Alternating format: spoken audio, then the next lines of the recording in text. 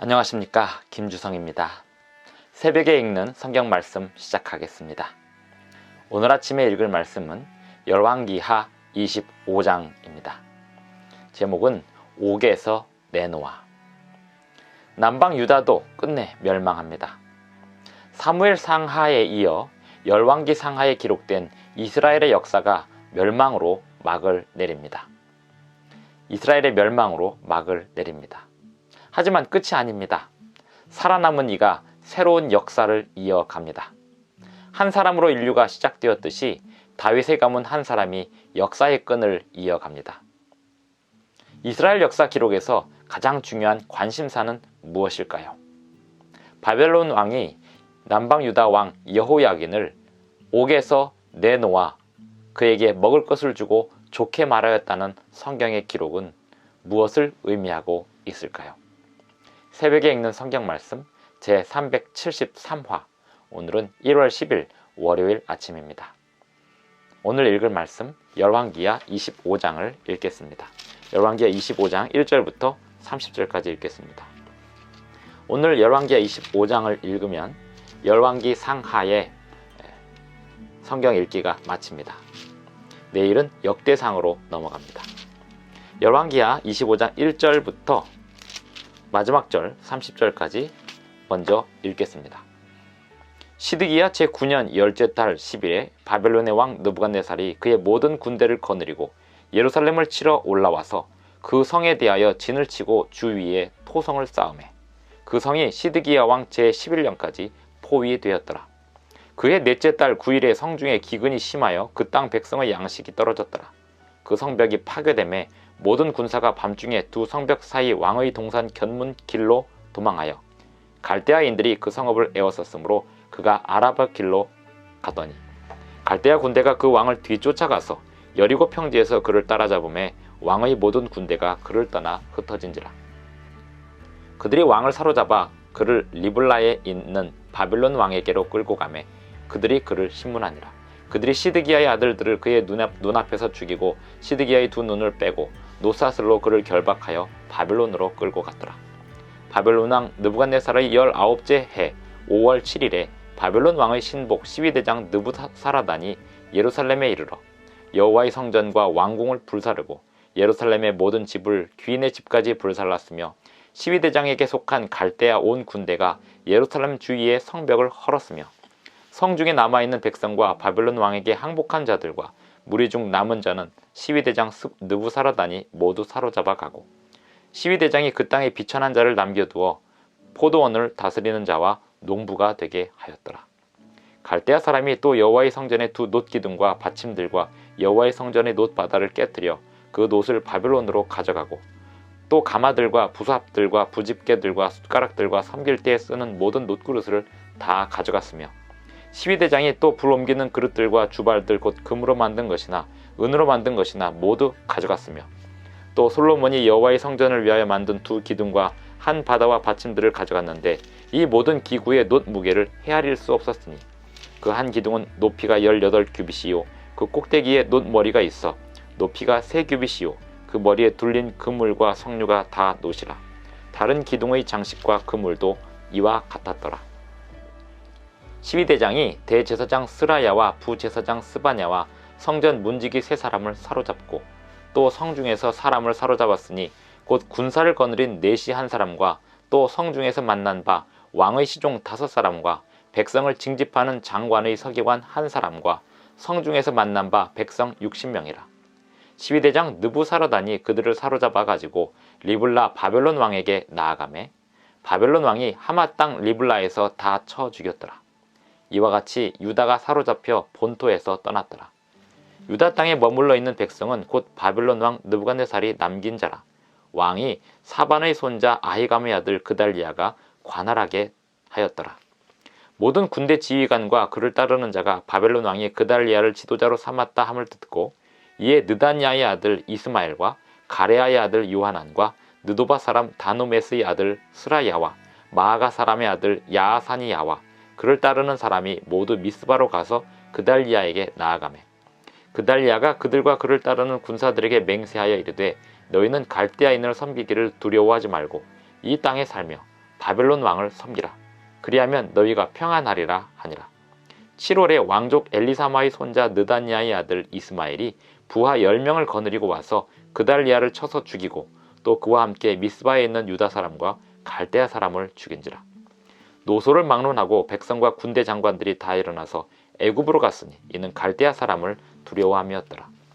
유다의 왕 여호야긴이 사로잡혀간 지 37년 곧 바벨론의 왕 에윌 무로닥이 즉위한 원년 12월 그달 27일에 유다의 왕 여호야긴을 옥에서 내놓아 그 머리를 들게 하고 그에게 좋게 말하고 그의 지위를 바벨론에 그와 함께 있는 모든 왕의 지위보다 높이고 그 죄수의 의복을 벗게 하고 그의 일평생에 항상 왕의 앞에서 양식을 먹게 하였고 그가 쓸 것은 날마다 왕에게서 받는 양이 있어서 종신토록 끊이지 아니하였더라. 예루살렘의 멸망, 성전 붕괴, 성벽을 허는 이야기, 열왕기 하 마지막 장의 장면들입니다. 그리고 백성들은 바벨론에게 저항하여 애굽에 도망하는 이야기들로 열왕기하의 마지막 장면들이 소개되고 있습니다. 왜 이런 장면들이 일어나게 되었을까요? 성경의 역사는 여호와 보시기에 악을 행함은 강대국들에게 포로로 잡혀가는 것으로 예언이 되어 있었고 그 예언이 성취되는 것으로 역사가 펼쳐지고 있습니다. 남방 유다는 백성들이 끝까지 하나님의 선지자에게 거절하면서 멸망을 자초하는 일들을 하였습니다. 예레미야와 에스겔을 보면 남방 유다의 마지막 장면들이 자세히 나와 있습니다. 그 남방 유다의 마지막 장면에서 하나님은 예레미야 선지자를 통하여 바벨론에 항복하라는 메시지를 줍니다. 하지만 이스라엘 남방 유다의 많은 백성들이 그 바벨론에 항복하기보다는 헛된 꿈을 가집니다. 그리하여 주변의 나라들과 동맹하여서 바벨론에 저항해 보려고도 하고 애굽을 의지해 보기도 합니다. 성경에는 애굽에서 나온 남방 유다와 북방 이스라엘을 향하여 끊임없이 애굽에 대하여 절대로 다시는 의지하지 말라고 계속해서 경고해 왔었습니다. 하지만 바벨론의 공격을 경험하면서 유대인들은 애굽에 자꾸만 의지하면서 그 멸망을 더욱더 가속화시켜버렸습니다. 하나님의 말씀에 순종하지 않는 백성들, 거기다가 선지자의 말씀도 순종하지 않는 백성들, 하나님은 선지자를 통하여 백성들에게 갈 길과 할 일을 지시하십니다. 선지자의 음성에 순종하지 않는 백성들은 하나님의 말씀을 어긴 그 결과를 더욱더 가속화시킬 뿐입니다. 그리하여 남방 유다는 철저하게 멸망합니다. 성전도 무너지고 성벽도 헐립니다. 바벨론 왕을 자극하여서 그 유대에 대한 분노를 더욱더 심하게 쏟도록 하고 맙니다. 열왕기하 25장은 철저한 유다의 멸망으로 마치는 듯 합니다. 그런데 마지막 장면에서 유다의 왕 여호야긴을 바벨론 왕이 옥에서 내놓아라는 장면으로 새로운 예고를 알립니다.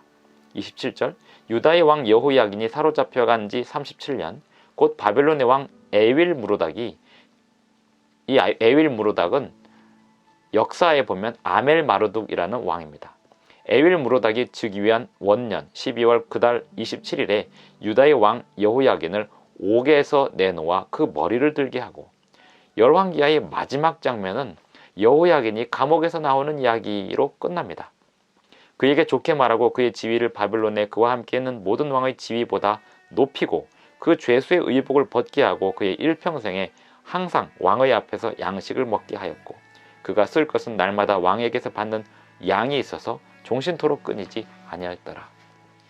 유다왕 여호야긴이 어떤 의미가 있는 인물이길래 그 왕에 대한 바벨론 왕의 처우를 이렇게 자세하게 설명하는 것으로 열왕기하를 마치고 있을까요?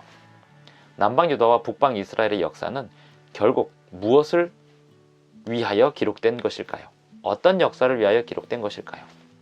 성경은 창세기 3장 15절에서 여자의 자손으로 인류를 구원할 메시아가 탄생할 것이라고 예언해 두었습니다. 그 여자의 자손은 아브라함의 가문에서 올 것이고 이삭과 야곱과 유다의 가문에서 올 것이었습니다. 그리고 다윗의 가문에서 올 인물이었습니다.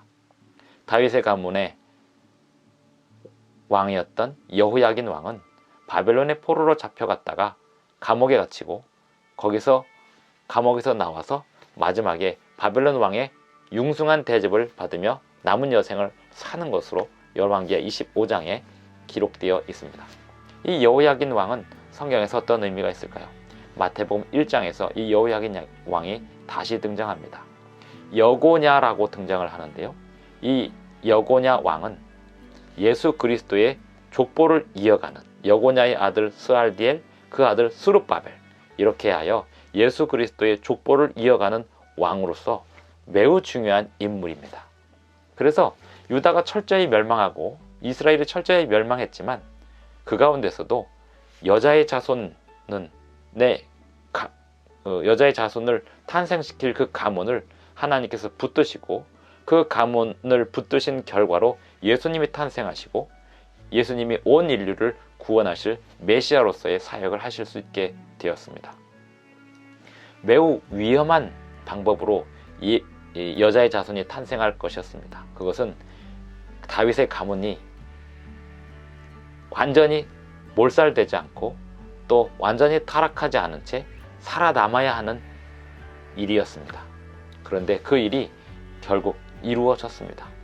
그런 의미에서 여호야긴 왕이 복권되고 회복되는 이야기는 열왕기하에서 인류의 구원의 희망을 던져주는 메시지입니다. 이 세상은 한 사람으로 인하여 범죄가 들어왔습니다. 그리고 한 사람으로 인하여 구원이 들어왔습니다. 성경에서 한 사람이 중요한 역할을 하는 것을 자주 보여주는 데는 의미가 있습니다. 오늘 우리 한 사람의 역할은 우리의 영향력이 발휘되는 많은 곳에서 매우 중요한 역할을 하고 있습니다.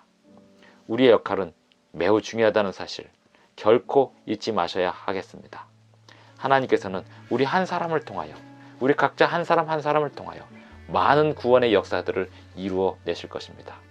오늘도 우리가 하는 말, 우리가 보는 모든 것들, 우리가 듣는 것들, 우리가 말하는 것들, 행동하는 것들, 이 모든 것에서 하나님의 구원의 역사가 이루어지고 주님의 예언이 이루어지는 그러한 삶이 되기를 꿈꾸며 오늘 하루도 살아가시기 바랍니다. 기도하시겠습니다. 하늘에 계신 우리 아버지, 오늘 우리에게 새로운 아침을 주셔서 감사합니다. 예수 그리스도의 족보를 이어가기 위하여 유다의 역사를 붙들어 주신 아버지께서 오늘 우리에게도 각자의 주님의 구원의 사명을 맡은 바 일들을 해낼 수 있도록 힘을 주시고 도와주시는 그 섭리를 인하여 감사를 드립니다. 아버지여, 우리 각자가 주님 안에서 오늘 하루도 주님의 주시는 일들을 잘 감당할 수 있도록 도와주시고 선한 감화력, 무한한 감화력을 오늘도 사람들에게 증거하며 살아갈 수 있도록 도와주시옵소서. 예수님의 이름으로 기도드리옵나이다. 아멘. 감사합니다. 행복한 하루 되시기 바랍니다.